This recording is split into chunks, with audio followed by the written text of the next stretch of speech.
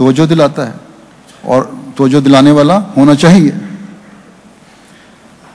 اور جب یہ خوف ہوگا اور اپنی بساط کے مطابق عاجز بندہ اپنے خدا کو یاد کرنے کی کوشش بھی کر رہا ہوگا تو خدا جس کی رحمت ہر شے پر حاوی ہے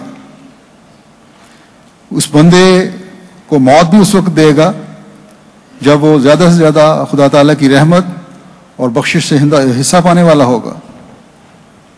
بس اللہ تعالیٰ نے اپنی بے انتہا وسیع رحمتوں کے اعلان کے باوجود جب عبادات اور اعمال صالحہ بجا لانے پر قرآن کریم میں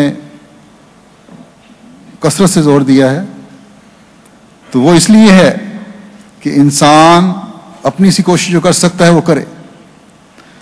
پھر بخشش اور مغفرت کے سامان اللہ تعالیٰ کی رحمت اور فضل سے ہونے ہیں. اللہ تعالیٰ اپنے بندے کی غلطیوں اور گناہوں کی اس کے برابر سزا دیتا ہے جتنی غلطیاں اور ہوں، لیکن نیکیوں کی جزا فرماتا ہے 10 گنا بلکہ سینکڑوں گنا تک بھی دے دیتا ہے. بس اللہ تعالیٰ کی جنتوں کا وارث انسان اپنے نیک اعمال کی وجہ سے نہیں ہوتا بلکہ اللہ تعالیٰ کی وسیع تر رحمت اور فضل سے ہوتا ہے. لیکن اس کے لیے کوشش اور نیک نیتی سے کوشش کرنا انسان کا کام ہے کیونکہ اللہ تعالیٰ دلوں کو خوب جانتا ہے. اس لیے انسان کو اس بات کو سامنے رکھتے ہوئے اپنے دلوں کے جائزے بھی لینے چاہیے.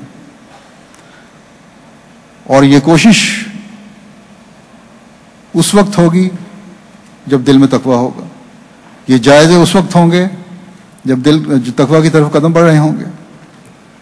حضرت مسیح موعود علیہ الصلوۃ والسلام تقویٰ کی اہمیت واضح کرتے ہوئے فرماتے ہیں کہ قرآن شریف میں تمام احکام کی نسبت تقویٰ اور پرہیزگاری کے لیے بڑی تاکید ہے. وجہ یہ ہے کہ تقویٰ ہر ایک بدی سے بچنے کے لیے قوت بخشتی ہے اور ہر ایک نیکی کی طرف دوڑنے کے لیے حرکت دیتی ہے. اور اس قدر تاکید فرمانے میں بھید یہ ہے کہ تقویٰ ہر ایک باب میں انسان کے لیے سلامتی کا تعویذ ہے اور ہر ایک قسم کے فتنے سے محفوظ رہنے کے لیے حصن حسین ہے. پھر فرمایا عجب، خود پسندی، مال حرام سے پرہیز اور بد اخلاقی سے بچنا بھی تقویٰ ہے. اس زمانے میں چاروں طرف دنیا داری اور فتنوں کا زور ہے. بعض فتنے مذہب کا لبادہ اوڑھ کر دین کے نام نہاد عالموں نے برپا کیے ہوئے ہیں. اس لیے کیے ہوئے ہیں کہ تقویٰ کی کمی ہے. آج پاکستان دیکھ لیں، افغانستان دیکھ لیں، یہی کچھ ہے. مسلمان کہلانے کے باوجود مذہب کے نام پر جتنا خون کیا جا رہا ہے وہ سب اسلام کے نام پر دھبا ہے. اور جیسا کہ میں نے خطبے میں ذکر کیا تھا کہ اسلام جو پیار اور محبت کا مذہب ہے اس کو ایک شدت پسند مذہب کے طور پر پیش کیا جا رہا ہے. اور مخالفین اسلام جو ہیں اس بات سے ناجائز فائدہ اٹھا رہے ہیں.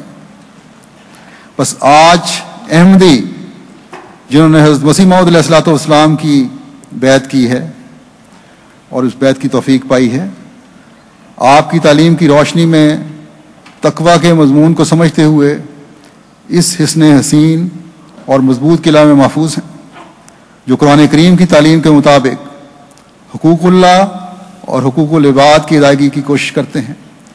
آج جب دنیا میں ہر جگہ فساد برپا ہونے کے نظارے نظر آتے ہیں، احمدی ہیں جو خالصتاً دینی غرض کے لیے اپنے جلسے منعقد کرتے ہیں. اور اب یہ جلسے دنیا کے ہر ملک میں جہاں احمدیت قائم ہے منعقد ہوتے ہیں. ان جلسوں کے نمونے پر قائم رہنے کی کوشش کرتے ہیں اور ان کی تتبع میں جو حضرت مسیح موعود علیہ الصلوۃ والسلام نے اپنی زندگی میں منعقد فرمائے. اور آج یہ UK کا جلسہ سالانہ بھی یہی مقصد لیے ہوئے شروع ہو رہا ہے۔ بس ہمیشہ یاد رکھیں کہ اس مقصد یا ان مقاصد جن کے حصول کے لیے حضرت مسیح موعود علیہ الصلوۃ والسلام نے جلسہ سالانہ کا اجرا فرمایا تھا، ہمارا مطمع نظر ہونا چاہیے، اور اس کا خلاصہ جیسا کہ میں نے کہا یہی ہے کہ تقویٰ میں ترقی ہو۔ حضرت مسیح موعود علیہ الصلوۃ والسلام نے اپنے الفاظ میں اس جلسے کی کچھ اغراض بیان فرمائی، جن کو پڑھ اور سن کر روز روشن کی طرح واضح ہو جاتا ہے کہ اس زمانے میں جب کہ ہر جگہ فساد کی حالت طاری ہے، تقویٰ کے اس حسن حسین میں حضرت مسیح موعود علیہ الصلوۃ والسلام کا ہاتھ پکڑ کر ہی داخل ہوا جا سکتا ہے۔ حضرت مسیح موعود علیہ الصلوۃ والسلام کے الفاظ پر اگر انسان غور کرے اور ہمیشہ ذہن میں یہ رہے کہ میں نے آپ علیہ السلام سے ایک عہد بیعت کیا ہوا ہے، اپنے آپ کو دوسروں سے منفرد رکھنے کے لیے، تو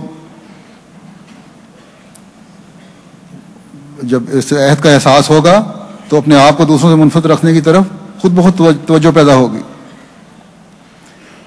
پاک تبدیلیاں پیدا کرنے کی طرف توجہ پیدا ہوگی۔ لیکن اگر دل کے اندر کا احساس نہ جاگے تو ہزاروں تقریریں اور نصائح سننے کے بعد ہی کوئی فرق نہیں پڑے گا۔ بیشک یہ تقریریں سنتے رہیں، وقتی طور پر تو شاید دل نرم ہو جائیں تھوڑی دیر کے لیے، لیکن مستقل توجہ نہیں ہوتی۔ حضرت مسیح موعود علیہ الصلوۃ والسلام نے احباب جماعت کو جلسہ پر اس لیے بلایا تاکہ وہ حضور علیہ السلام کی صحبت سے فیض یاب ہو کر اپنے اندر پاک تبدیلیاں پیدا کریں۔ آپ نے فرمایا کہ ملاقاتوں سے ایک ایسی تبدیلی حاصل کر لیں کہ دل آخرت کی طرف بکلی جھک جائیں، خدا تعالیٰ کا خوف پیدا ہو، زہد میں نمونہ بنے، تقویٰ میں نمونہ بنے، خدا ترسی میں نمونہ بنے، پرہیزگاری میں نمونہ بنے، نرم دلی میں نمونہ بنے، وہاں محبت اور مواخات میں نمونہ بنے، انکسار اور تواضع پیدا ہو، راست بازی پیدا ہو، اور دینی مہمات کے لیے سرگرمی اختیار کریں۔ حضرت مسیح موعود علیہ الصلوۃ والسلام نے علیہ السلام تو اب ہمیں جسمانی طور پر موجود نہیں ہے، تو کیا یہ تمام فیوز اور برکات جو اس جلسہ کے تھے ختم ہو گئے؟ اگر ختم ہو گئے تو ان جلسوں کے انعقاد کا کیا مقصد ہے؟ لیکن نہیں، ہمارے آقا و مطاع حضرت محمد مصطفیٰ صلی اللہ علیہ وسلم نے اللہ تعالیٰ سے اطلاع پا کر ہمیں یہ فرمایا تھا کہ مسیح محمدی کی آمد کے بعد اسلام پر آنے والا اندھیرا دور ہمیشہ کے لیے ختم ہو جائے گا۔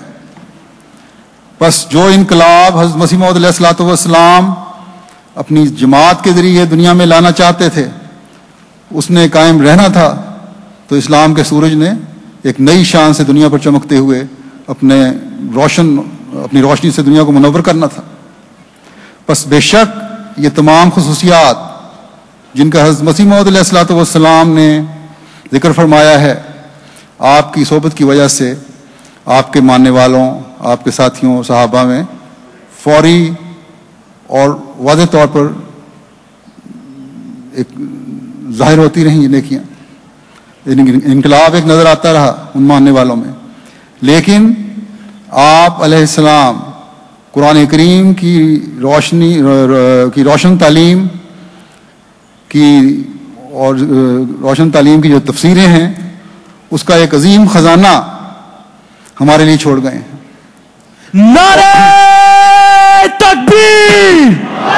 حضرت محمد مصطفیٰ، حضرت محمد مصطفیٰ، غلام احمد کی، غلام احمد کی، غلام احمد کی